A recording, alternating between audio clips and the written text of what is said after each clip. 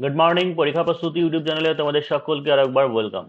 যারা পুলিশের বা অন্যান্য বিভিন্ন পরীক্ষার প্রিপারেশন করছো, সিলেবাস কমপ্লিট হয়ে গেছে, তোমাদের জন্য প্র্যাকটিস সেট সাবজেক্ট ওয়াইজ আজকে হচ্ছে বায়োলজি থেকে কিছু প্রশ্ন আলোচনা করব এবং সেই সঙ্গে ডাব্লিউপিএসআই বা কেপিএসআই মেন্সের জন্য কিছু টিকা আকারে কোশ্চেন আলোচনা করব। অর্থাৎ প্রিলিমেন কম্বাইন যারা ডব্লিউপিএসআই, যারা প্রিলিমেন কম্বাইন্ড একসাথে পরীক্ষা প্রস্তুতের প্রিপারেশন নিতে চাইছো, তোমরা এই নাম্বারে হোয়াটসঅ্যাপে কন্ট্যাক্ট করে নিতে পারো 7797427474। এই নাম্বারে অলরেডি ক্লাস স্টার্ট হয়ে গেছে, কেপিএসআই মেন স্পেশাল ব্যাচেরও চলছে।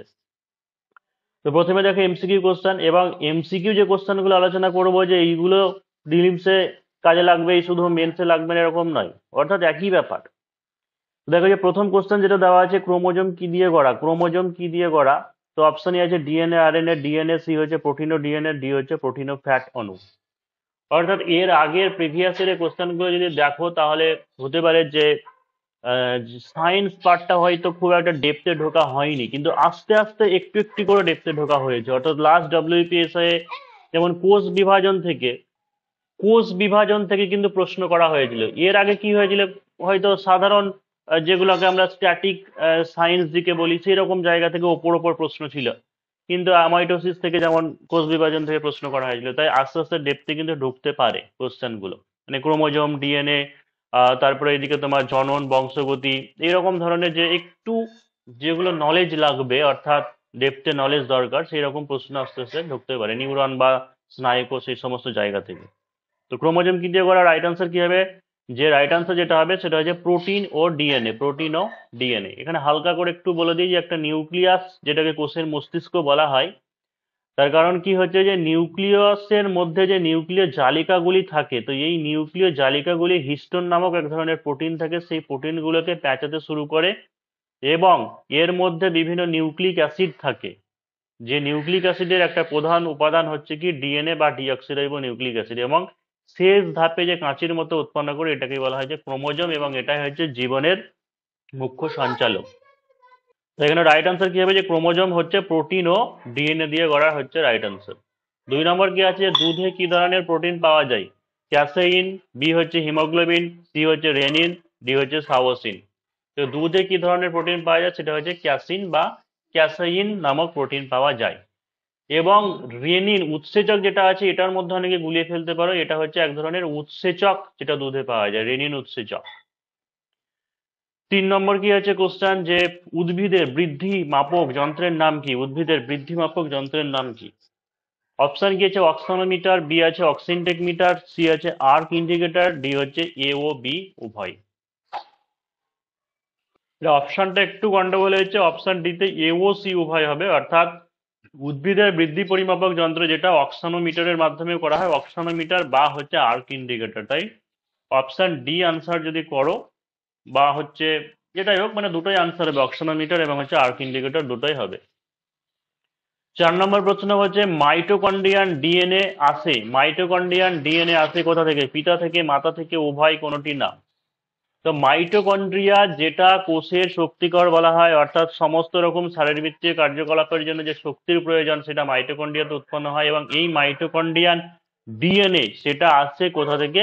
মাতা থেকে, মায়ের কাছ থেকে পাওয়া যায় মাইটোকন্ড্রিয়ান ডিএনএ। নেক্সট কোশ্চেন হচ্ছে ফুসফুসের আবরণকে কি বলা হয়? ফুসফুসের আবরণকে কি বলা হয়? Pleura, pericardium, mantle, dura mater. তো রাইট আনসার হবে অবশ্যই যে ফুসফুসের আবরণকে কি বলা হয়, সেটা হচ্ছে প্লুরা। পেরিকার্ডিয়াম কি? হৃৎপিণ্ডের আবরণী, এটা হচ্ছে হৃৎপিণ্ডের আবরণীকে বলা হয় পেরিকার্ডিয়াম। ম্যান্টেল হচ্ছে কি, যেগুলো তোমার মোলাস্কা পর্বভুক্ত প্রাণী, যেমন শামুক, ঝিনুক, এদের যে একটা আস্তরণ, পাতলা আস্তরণ থাকে, সেইটাকে বলা হয় যে ম্যান্টেল সেখানে থাকে। ডুয়া ম্যাটার, পায়া ম্যাটার, অ্যারাকনয়েড ম্যাটার, এটা হচ্ছে একটা মস্তিষ্কের আবরণী এগুলো। নেক্সট কোশ্চেন হচ্ছে আমাদের দেহের ভারসাম্য রক্ষা করতে সাহায্য করে কোন হরমোন? আমাদের দেহের ভারসাম্য রক্ষা করতে সাহায্য করে কোন হরমোন? গুরু মস্তিষ্ক, লঘু মস্তিষ্ক, অগ্র মস্তিষ্ক, সুষুম্না কাণ্ড। তো দেহের ভারসাম্য যেটা রক্ষা করে সেটা হচ্ছে লঘু মস্তিষ্ক, লঘু মস্তিষ্ক। উদ্ভিদ অঙ্গের চলন যখন উদ্দীপকের গতিপথ অনুসারে হয় তখন তাকে কি বলা হয়? উদ্ভিদ অঙ্গের চলন যখন উদ্দীপকের গতিপথ অনুসারে হয় তখন তাকে কি বলে? ট্যাকটিক চলন, ট্রপিক চলন, ন্যাস্টিক চলন, ট্রপিন চলন। রাইট আনসার কি হবে? অবশ্যই রাইট আনসার হচ্ছে কি, যে ট্রপিক চলন। দেখো ট্যাকটিকটা কি হচ্ছে, উদ্ভিদ অঙ্গের যখন সামগ্রিক স্থান পরিবর্তন হয়, ঠিক আছে, উদ্দীপকের প্রভাবে যখন উদ্ভিদ অঙ্গের সামগ্রিক স্থান পরিবর্তন হয়, উদ্ভিদ অঙ্গের স্থান পরিবর্তন, সেটাকে বলা হচ্ছে কি ট্যাকটিক চলন, সেটাকে বলা হচ্ছে ট্যাকটিক চলন। আর ট্রপিক চলনটা কি হচ্ছে, যে উদ্দীপকের গতিপথ বা উদ্দীপকের উৎস, অর্থাৎ যেদিকে উদ্দীপক আছে সেই গতিপথের দিকে বা যে দিকে উৎস আছে সেই দিকে চলন হবে, সেটাকে বলা যায় ট্রপিক চলন। আর ন্যাস্টিক চলন হচ্ছে উদ্দীপকের তীব্রতা অর্থাৎ ইন্টেন্সিটি, উদ্দীপকের তীব্রতা কম বা বেশির উপরে নির্ভর করছে, সেটাকে বলা হচ্ছে ন্যাস্টিক চলন। আরশোলার কত জোড়া পা থেকে, নেক্সট কোশ্চেন, আরশোলার কত জোড়া পা থেকে? এক জোড়া, দু জোড়া, তিন জোড়া, চার জোড়া। তো রাইট আনসার হবে অবশ্যই যে তিন জোড়া পা থাকে, তিন জোড়া পা থাকে। 1131 WBPSI, যেটা ফর্ম ফিল আপ আজকে 1 বছরের উপরে হয়ে গেল, এখনো পর্যন্ত প্রিলিমসে দেখা নেই, সেটার জন্য যাদের সিলেবাস কমপ্লিট হয়ে আছে, একদম শেষ মুহূর্তে প্রিপারেশন করতে চাইছো বা দেখে নিতে চাইছো, তারাও অ্যাডমিশন নিতে পারো। বা হচ্ছে যারা এখনো পর্যন্ত সেইভাবে শুরু করোনি, চ্যাপ্টার ওয়াইজ ফাউন্ডেশন ব্যাচ থেকে শুরু করতে চাও, subject wise, chapter wise math, GK, reasoning, বা এখন থেকে যেমন ডেসক্রিপটিভ বেঙ্গলি ইংলিশ পার্টটাও শুরু হয়ে গেছে, যারা চাইছো তো পরীক্ষা প্রস্তুতি জয়েন হতে, তোমরা 7797427474 এই নাম্বারে হোয়াটসঅ্যাপে কন্ট্যাক্ট করে নিতে পারো। এবং কেপিএসআই মেন স্পেশাল ব্যাচ শুধুমাত্র মেনের জন্য, যেটা 3 থেকে 4 মাসের কোর্স, সেটা অলরেডি স্টার্ট হয়ে গেছে। এবং সেখানে এই সমস্ত যে চ্যাপ্টার ওয়াইজ যে জিনিসগুলো, সেইগুলো ওরা ভালোভাবে শিখতে পারবে, যে সমস্ত জায়গাতে ডাউট রয়েছে। তবু আমি যখন এখানে এমসিকিউ করাচ্ছি, সেই জায়গাতে যে জিনিসগুলো কিছু বলে দেওয়ার, আমি একটু করে এক্সপ্লেনেশন তাও তোমাদেরকে দিয়ে দিচ্ছি। যেমন নেক্সট কোশ্চেন হচ্ছে, গমনে সক্ষম একটি উদ্ভিদ হলো, গমনে সক্ষম একটি উদ্ভিদ হলো ব্যাঙের ছাতা, ডায়াটম, ভলভক্স, ছত্রা। তো গমনে সক্ষম হচ্ছে ক্ল্যামাইডোমোনাস ভলভক্স, এরা হচ্ছে গমনে সক্ষম।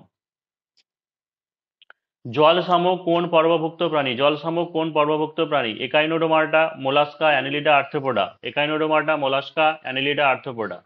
তো দেখো যে জল শামুক, এরা কি হচ্ছে, যে মোলাস্কা পর্বভুক্ত প্রাণী, মোলাস্কা পর্বভুক্ত প্রাণী, অর্থাৎ দেহ কি হয়, মাংসল হয়, এগুলোকে বলা হচ্ছে যে মোলাস্কা।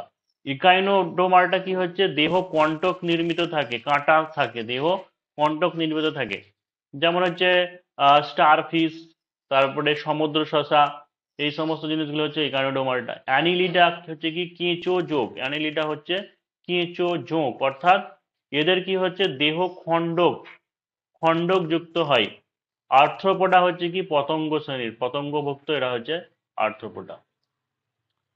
নেক্সট কোশ্চেন হচ্ছে যে পিটুইটারি গ্রন্থি কোথায় অবস্থিত? পিটুইটারি গ্রন্থি কোথায় অবস্থিত? মাথার খুলি, যকৃৎ, পাঁজরের কাছে, বাম কিডনির কাছে। তো পিটুইটারি গ্রন্থি হচ্ছে মাথার খুলিতে অবস্থিত, অগ্র মস্তিষ্কে মাথার খুলিতে অবস্থিত। এবং এই পিটুইটারি গ্রন্থিকে কি বলা হয়? এটা হচ্ছে এক ধরনের অন্তঃক্ষরা গ্রন্থি। পিটুইটারি গ্রন্থি হচ্ছে এক ধরনের অন্তঃক্ষরা গ্রন্থি, এবং এটি কি করে, 10টি বা তার বেশি হরমোনের ক্ষরণকে নিয়ন্ত্রণ করে বলে একে প্রভু গ্রন্থি বলা হয়। পিটুইটারি গ্রন্থিকে কি বলা হয়? প্রভু গ্রন্থি বলা হয়। এবং এই পিটুইটারি গ্রন্থিকে আবার হাইপোথ্যালামাস নিয়ন্ত্রণ করে বলে হাইপোথ্যালামাসকে প্রভু গ্রন্থি বলা হয়। এটা যখন হরমোনের ক্লাস করিয়েছিলাম। এবার কিছু দেখে নাও যে শর্ট নোট বা হচ্ছে একটু বড় প্রশ্ন, যেমন এরকম হয়তো প্রশ্ন মেনশে আসতে পারে যে বংশগতিবিদ্যার জনক কে? তো বংশগতিবিদ্যার জনক হচ্ছে, পুরো নামটা লিখতে হবে, যে বংশগতিবিদ্যার জনক, বংশগতিবিদ্যার জনক Gregor Johann Mendel, Gregor Johann Mendel.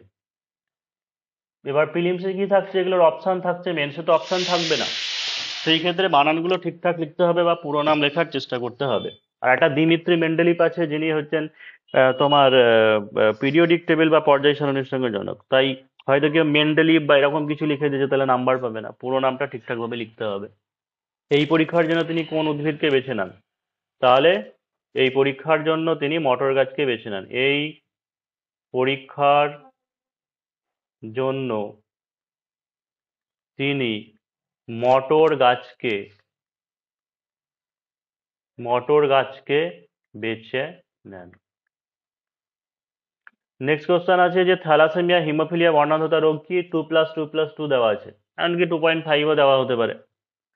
তাহলে কি হয়েছে যে খুব বেশি তার মানে বড় করে লিখতে হবে না, জিনিসটা কি বা কিভাবে কেন হয় কি কারণে হয় এটাই শুধু আলোচনা করতে হবে। যেমন থ্যালাসেমিয়া কি যে জিনগত ত্রুটির কারণে হিমোগ্লোবিন উৎপাদন কমে যায় এবং মারাত্মক রক্তাল্পতা দেখা যায়, একে থ্যালাসেমিয়া রোগ বলা হয়। অর্থাৎ জিনগত ত্রুটির কারণের জন্য হিমোগ্লোবিন উৎপাদন না হওয়ার জন্য রক্তাল্পতা দেখা যায়, এটাকেই বলা হচ্ছে থ্যালাসেমিয়া। তো হিমোগ্লোবিনের অভাবে রক্তের কি হচ্ছে যে অক্সিজেন বহন ক্ষমতা যেটা কমে যাওয়ায় রোগীকে বারবার কি করতে হয়, রক্ত বদলাতে হয়, এবং এই রক্ত বদলানোর ফলে লোহার পরিমাণ বেড়ে যায়, এর ফলে হৃৎপিণ্ড বা অগ্ন্যাশয় অন্যান্য অঙ্গগুলো ক্ষতিগ্রস্ত হয়, এটাকেই বলা হচ্ছে কি যে থ্যালাসেমিয়া। নেক্সট কি দিয়েছিলাম, হিমোফিলিয়া। হিমোফিলিয়া কি যে এক্স ক্রোমোজোমে অবস্থিত জিনের ত্রুটির কারণে রক্ত জমাট বাঁধতে অনেক সময় নেয়, একে বলা হয় হিমোফিলিয়া রোগ। অর্থাৎ হিমোফিলিয়া মানে হচ্ছে রক্ত কেটে গেলে বা কিছু হলে রক্ত জমাট বাঁধে না সহজে, সেটা এক্স ক্রোমোজোমের ত্রুটির কারণের জন্য হয়।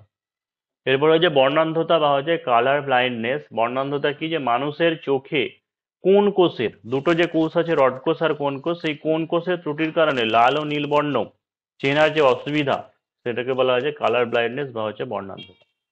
যক্ষা রোগের জীবাণুর নাম কি, টিকাকরণ কি? যেমন যক্ষা রোগের জীবাণুর নাম হচ্ছে Mycobacterium tuberculosis. Mycobacterium Mycobacterium tuberculosis. Tuberculosis. তবে এই বানানগুলো ভুল হলে কিন্তু হয়তো কেউ মাইক্রো লিখে দিয়েছো বা হয়তো ব্যাকটেরিয়া লিখেছো, মটা লিখেনি, পুরো নাম্বার কাটা হতে পারে। আর এবার টিউবারকুলোসিস যেটা কাছে কোনো জায়গাতে কিউলোসিস থাকে, এটা নিয়ে কোনো অসুবিধা নাই, কারণ ইউ যেটা সিইউ, কেউ কু বলবে কেউ কিউ বলবে, এটা নিয়ে এই উচ্চারণটা নিয়ে সমস্যা নেই। কিন্তু প্রত্যেকটা টার্ম, ইংলিশ টার্ম যখন আমরা বলছি সেটা যেন বাংলাতে যেন থাকে, এই ব্যাপারটা আমাকে দেখতে হবে।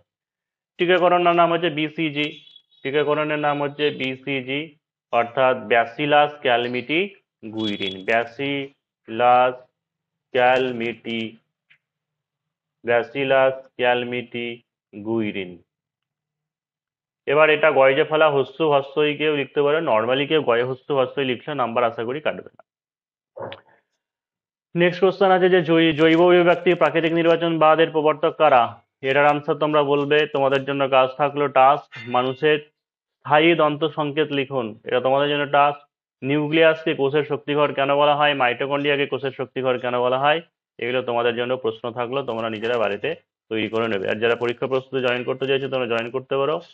এই সাবজেক্ট ওয়াইজ প্রিলিমস মেন সবকিছু কেপিএসআই বা ডব্লিউপিএসআই যে কোর্সটা নিতে চাইছো সেই কোর্সে জয়েন হলে এই সমস্ত জিনিস পেয়ে যাবে।